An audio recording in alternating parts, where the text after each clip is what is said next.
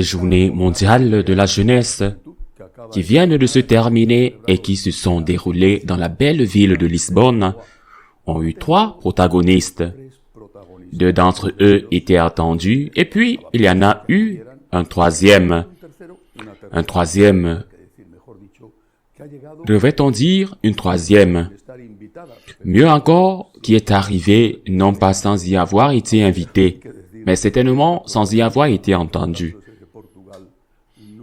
Bien qu'il faille dire que ce protagoniste, originaire du Portugal, n'est jamais une surprise. Le premier protagoniste des JMJ a été les jeunes. 1,5 million d'entre eux qui ont dépensé et dépassé toutes les attendues et ont démontré par leur seule présence qu'il existe encore dans l'Église une forte et vivante flamme d'espérance. Ces jeunes, en outre, sont des jeunes religieux, profondément religieux. Des jeunes qui, par exemple, ont participé à la réunion de prière en silence et avec le grand respect.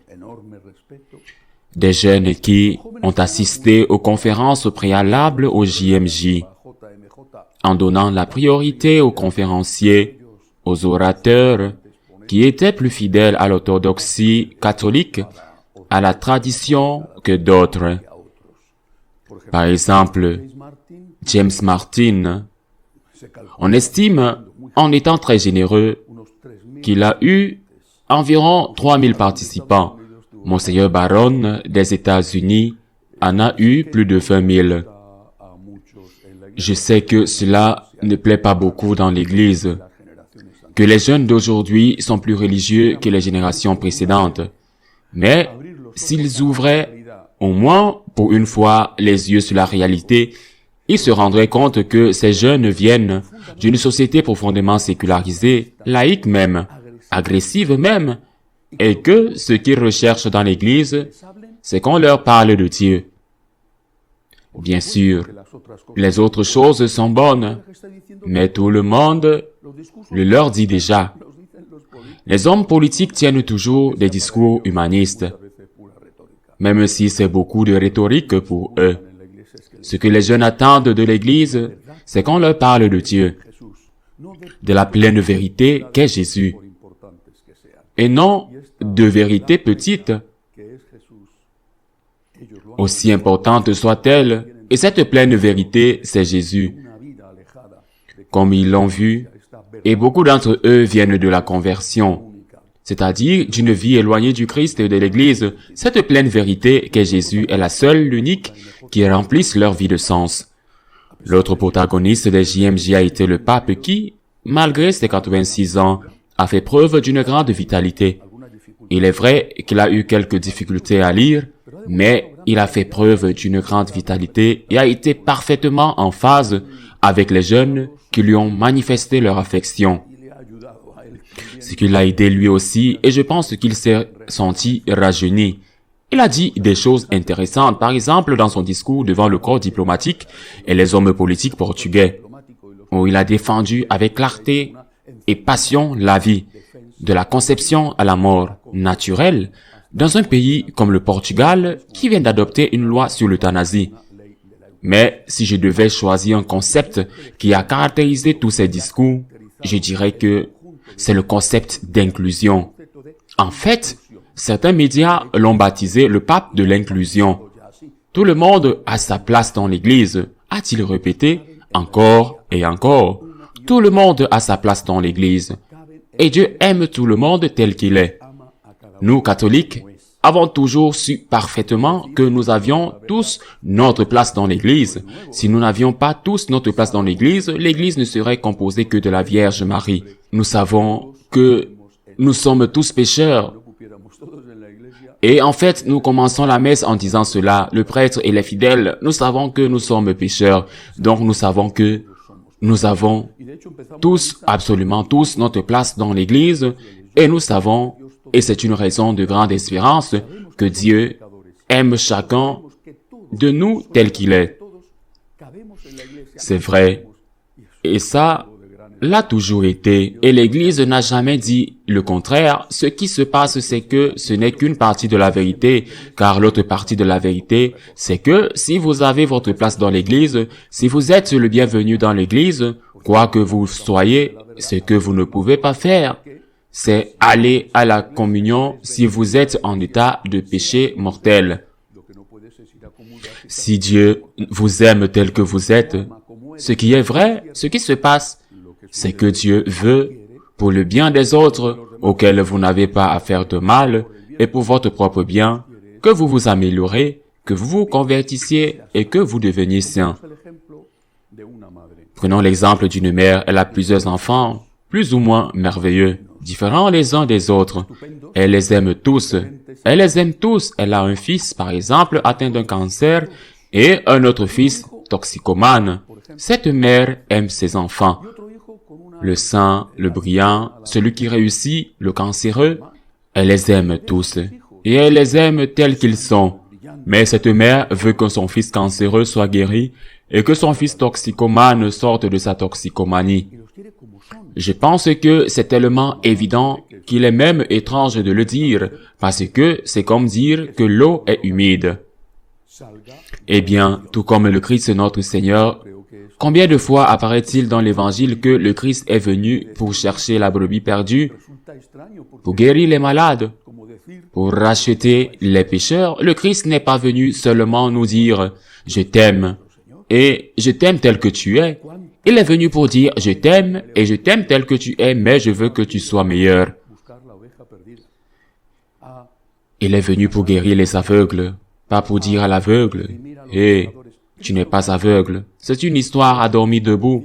Tu vois parfaitement bien. » L'aveugle dira « Eh bien, pour voir aussi bien que je vois, je me suis cogné partout. » Il n'est pas venu dire au pécheur qui s'est soumis à l'esclavage du péché, à l'esclavage du diable, il n'est pas venu lui dire « Mais mec, ce péché n'existe pas.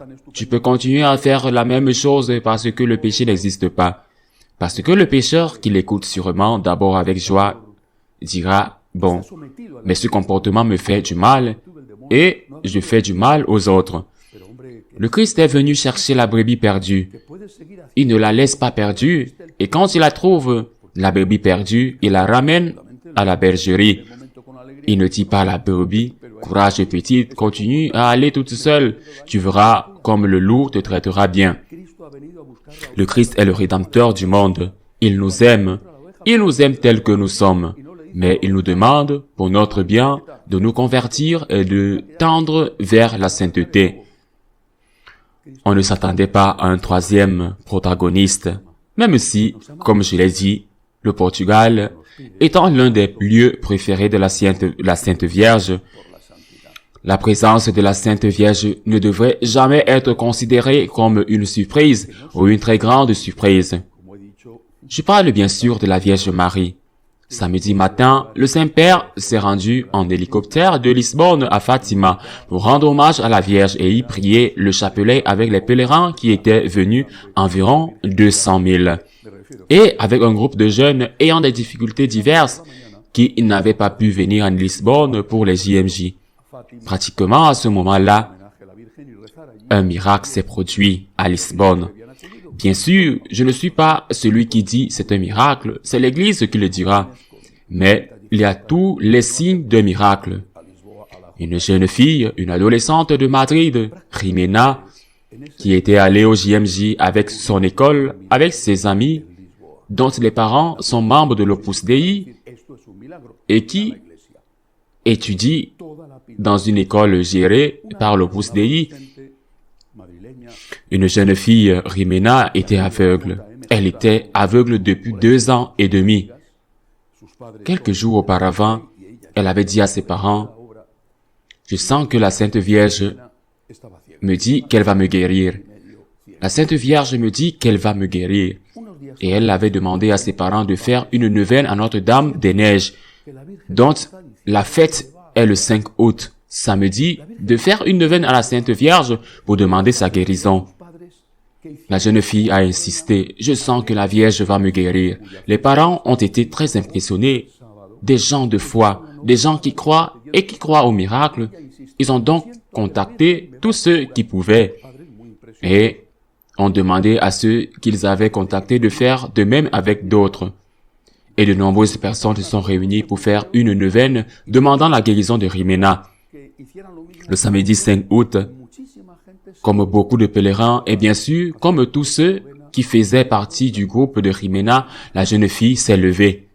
Et elle s'est levée aveugle. Elle est allée à la messe le matin. C'est ce que beaucoup de pèlerins font habituellement. Comme je l'ai dit, elle est allée à la messe le matin et elle est allée à la messe aveugle. Elle est allée à la communion et elle est allée à la communion aveugle.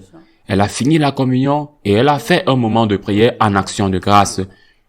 Elle a fermé les yeux aveugle. Après ce moment d'action de grâce, elle a ouvert les yeux et elle voyait parfaitement. Ce n'est pas moi qui dirai que c'est un miracle. C'est l'Église qui le dira. J'espère qu'elle étudiera. Elle était aveugle depuis 2 ans et demi et après avoir reçu la communion, elle voyait parfaitement. Presque au même moment, le pape priait à Fatima. Et le pape à Fatima avait dit à ceux qui étaient là, à tous les pèlerins qui étaient venus l'accompagner, il avait parlé de la Vierge. Et il avait dit, la Vierge Marie est allée rendre visite à sa cousine Sainte Élisabeth. Elle est allée en hâte, parce qu'il faut toujours être pressé de faire le bien. Et la Vierge Marie est allée rendre visite à Sainte Élisabeth sans y être invitée. Surprise pour Sainte Élisabeth. La Madone vient au secours de ses enfants et elle vient en hâte. Et c'est exactement ce qui s'est passé avec Jimena. Elle avait senti que la Madone lui disait, « Je veux te guérir ». Elle a demandé de l'aide à la Madone et la Madone, sans être expressément, officiellement invitée, bien que le pape se soit bien sûr rendu à Fatima, le samedi matin même, la Madone était présente au JMJ. Elle est venue guérir une jeune fille aveugle. La guérison d'une personne aveugle a toujours été interprétée. Lorsque nous lisons ces miracles dans le Nouveau Testament, nous, non seulement comme un fait physique qui permet à une personne de voir ou de recouvrer la vue, selon qu'elle est aveugle de naissance ou non, mais elle a toujours été interprétée comme un symbole selon lequel, en étant avec le Christ, nous voyons ou marcher dans la vie, c'est-à-dire que nous apprenons à distinguer la vérité du mensonge et le bien du mal, dans un contexte où l'on parle d'inclusion, ce qui est merveilleux, dans un contexte où l'on parle d'inclusion et où l'on dit que tout le monde a sa place et que Dieu vous aime comme vous êtes.